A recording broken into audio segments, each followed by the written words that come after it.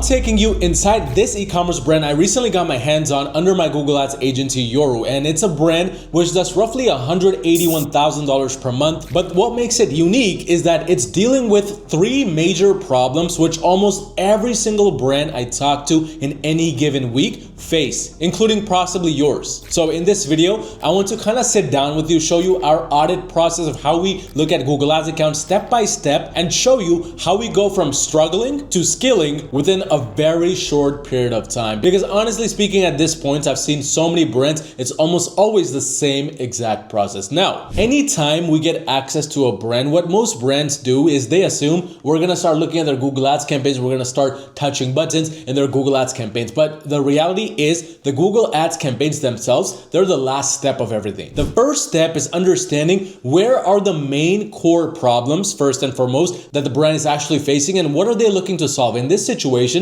there were three core problems the CEO told me about when we first kind of had a chat about the brand. The first major problem was their efficiency kept dropping every time they tried to scale spend. And they have been running Google Ads for quite some time now, but if we look at the last 365 days, they have tried to scale many times during this process. But every single time, almost like clockwork, their ROAS would come crumbling down, which is why every time they would try to increase spend, the ROAS would fall, and then they would end up decreasing the spend completely, especially right now when I'm recording this video, which is summer season of 2026, which is their peak season. This is the time they should be spending more money. However, they're on a downward spiral and they're spending even less money, and they're at half of what they spent in May compared to what was done in April. Second biggest issue that this brand was facing with, which I think honestly is the most common issue, is their meta ads were not that profitable. They were almost break even, sometimes even in a loss. And a lot of the Google Ads sales that were actually coming through the door, so looking at the back end, the search term section,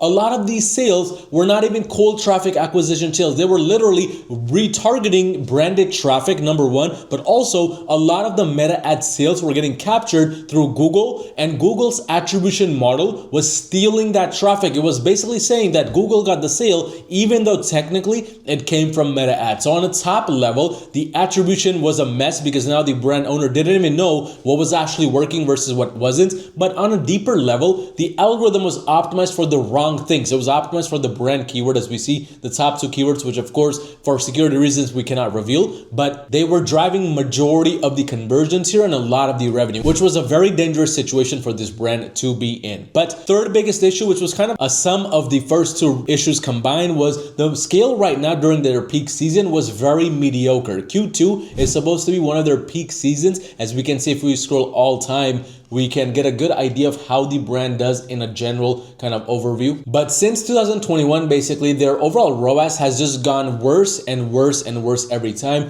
despite the conversion value increasing during some months, despite the ad spend increasing. They're just not able to really hone in on the perfect strategy that lets them run at a 3.5x ROAS and beyond this. So this is exactly where our audit process began, because these three core problems now let me know exactly what we're looking at. For every single audit that I do, every single Google Ads account I break down, it's almost always the same approach. We're trying to not look at the campaigns first. We're trying to go back, look at the core foundations. There's two major parts of any foundation that works with Google. Number one is conversion tracking, and number two is the product feed in this situation, because they're running products which heavily rely on shopping placements. But going back in the back end through the actual conversion tracking, a very big issue kind of popped out to me right from the start. And that is, first of all, there's multiple conversion tracking events firing, recording data all time. But if we change it to last 30 days, we can see it's the same exact situation. That's not the issue, because there's only one major conversion tracking event that's actually feeding the account data and feeding the campaign's data. The bigger issue is the discrepancy between the numbers.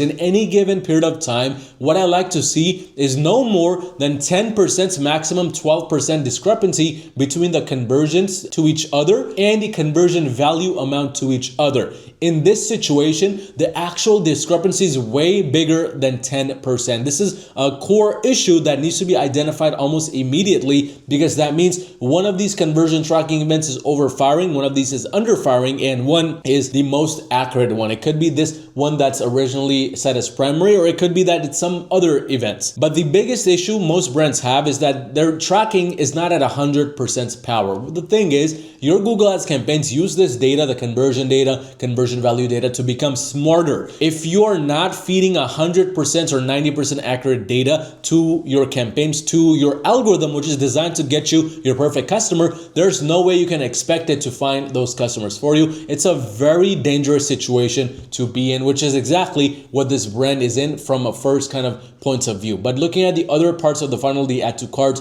the initiate checkouts, we can see also there's a bit of a deeper problem here. First of all, add to carts, we see that it's a decent amount. It's about 10,000 and 1.3 million in total add to carts amounts attributed. But the initiate checkout amounts, we see this is 1,466 and 235,000 in initiate checkout value. But the thing is that initiate checkout value is almost the same as the purchase value. They're not getting the same amount of people purchasing as what initiates checkout. Usually, in my experience, it's about a 50% drop off. So this further lets us know that there is some sort of issue going on the back end that's causing the actual sub-level pieces of the funnel to also not track properly. But we have already identified one of the major core issues within the foundations. Now, the second step is going into their product feed to understand what other issues we're dealing with. The first thing I'm looking at here is number one, how many products actually have some sort of missing information, because this is all warning signs to the Google Merchant Center. And the more warning signs you send back to the algorithm, the more red flags you give back to it. And the more it sends you lower and lower quality traffic as a result. Because the thing is, you want your foundation, which is your Google Merchant Center health, to be as close to optimal, as close to 100% as possible. The moment you start adding in discrepancies in any sorts of warnings, disapprovals, etc., that's the moment Google's algorithm starts to look at you with a very tinted pair of glasses, and it starts to actually double down on every single mistake you're making. Well, in this situation, we see a lot of the products, even the top spending products, have some sort of missing information, which is a big issue in this situation. Second thing, what I'm trying to look at is how many products are approved versus disapproved. So we see a total of 23,000 SKUs active within this brand right now. But if we just look at all of these SKUs currently active, it's 39,000. That means there's some issues going on with the other 10, 15, 20,000 SKUs, which is not an ideal situation to be in, because first, there's issues such as out of stock, which is not a big deal, but there's other issues such as, for example, missing product price, unable to check product pages, so on and so forth. These are all further red flags you sell into the algorithm, and this decreases the quality of traffic your brand is getting. But from the audit, once we have a general idea of how the audit is on a score of 1 to 10, in this situation, we can say it's around a 6 to a 7, because there's a lot of issues going on within the audit. Next step is actually going on over to the campaign strategy. So step number 2, campaign approaches. And here, all we're trying to understand is, number 1, what are the main root causes of inefficiency? Number 2, where is most of our budget going towards? And number 3, how do we fix it? In terms of root causes of inefficiencies, we're trying to look at several different reports. So what I always like to do is I also go over to the report section, especially if they're running performance max campaigns, which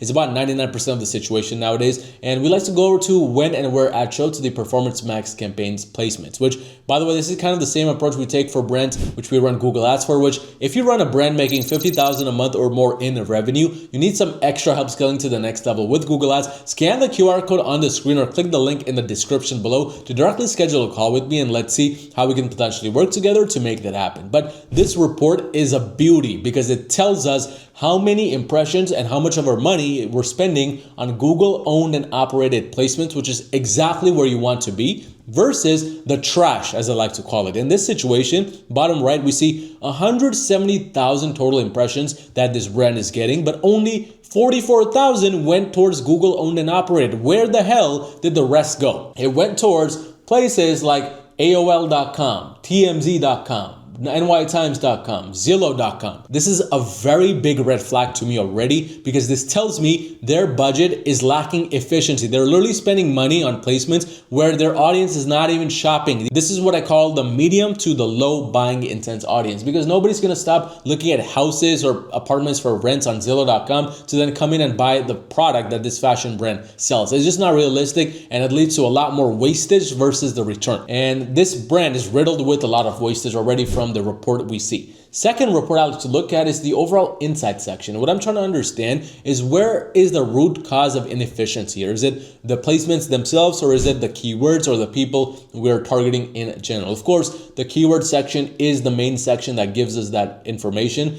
And again, what I'm trying to understand is what are the main keywords appearing at the top in terms of conversions. The top two keywords here are their own brand name, which again, big red flag, buzzers going off in my head already, because majority of their scale is coming even on an account level from their own brand keyword. And the worst part of all is, if we look right here, 23% increase in their conversions from their actual brand name. This is not a good sign because it tells us the algorithm is relying more and more on branded keywords. But from there now, we're trying to understand where their money is actually getting spent as a whole in terms of the campaign. So we see that all of these are basically shopping focused campaigns. They have a lot of standard shopping campaigns. Then they also have performance max campaigns in general. They have a lot of status symbols like limited by budget, which obviously if you're not profitable, I highly recommend you just avoid and ignore these red signs right here. But overall, it seems shopping is their main focus. From there, what we're trying to understand is how are their shopping campaigns laid out? Like, what's the bidding strategy? What is the overall product segregation strategy? In this situation, all the brand has done is that they have some sort of consolidation approach going on, which is based off of different types of product similarities. So for example, this is a performance max campaign for the best selling products versus this performance max campaign, which is for all of the products with no assets in there. So this technically makes this campaign a feed only approach because there's no assets in there. Then they have another campaign approach in here where the campaign approach in this situation is all products going after standard shopping. So it looks like it's an asset versus no asset approach targeted by the best sellers campaign, which contains the assets in the group as well. Very basic, very surface level approach, but that's what I'm trying to get an understanding of. What is the overall general approach for this brand? And already in a general level, from my experience with brands right now, what's working right now, what I have understood is with Google, similarity based approaches that go deeper than just what's best selling versus what's not best selling work the best right now. I'm talking about grouping products based on similar keywords, grouping products based on similar profit margin, based on the price points themselves. Because the last thing you want, for example, if we go inside the standard shopping campaign, the last thing you want is a product in here which costs barely, let's say for example, $22 or $1 or $2, for example, in the same campaign as a product that costs $800. Which, by the way, another issue we just noticed, the currencies are all different in a single campaign. There's Australian currency here, there's Canadian dollars, there's also what we noticed British pounds going on in here, and so on and so forth. This is a very big red flag because this means their foundation is even worse on a deeper level. Of course, this brand is struggling to scale. The foundation is just not built for scale to begin with. But once we have a general idea of where the campaign structure is lacking, then what we want to then figure out is how do we move the needle forward? Obviously, in an approach like this, we would want to consolidate things a bit more instead of having a variety of different campaigns. One campaign running at $500 a day, but then another one barely at $25 or $50 a day. We want to consolidate things a bit more, select few things which are already proven to work, and then have a campaign approach that's separate just for testing. Of course, after the foundation is strengthened, the foundation is made better. So in this situation, that kind of would complete our audit here because we've already identified the core issues that start off with the foundation, the product feed, conversion tracking, and from there, the actual campaign approach. It's spread out too much in this situation. And although all of these campaigns are limited by budget, it's not going after a cold traffic customer. As a result, it's just relying more on branded traffic. So the fix here, the overall solution for an approach like this would be to start from the ground up, rewire the algorithm, reframe the algorithm so that it knows it should not be going after just branded traffic and more after cold traffic acquisition. And from there, appropriately organize the campaigns based on similarities, consolidate it a bit more so that it rewires the algorithm and uses the new data to go after cold traffic acquisition before we scale horizontally and add more campaigns. But that's kind of the general audit process we usually take for brands, which again, if your brand makes $50,000 a month or more in revenue, you need some extra help scaling to the next level with Google Ads. Scan the QR code on the screen or click the link in the description below to get a completely free Google Ads audit and speak directly with me, and I'll see you over there.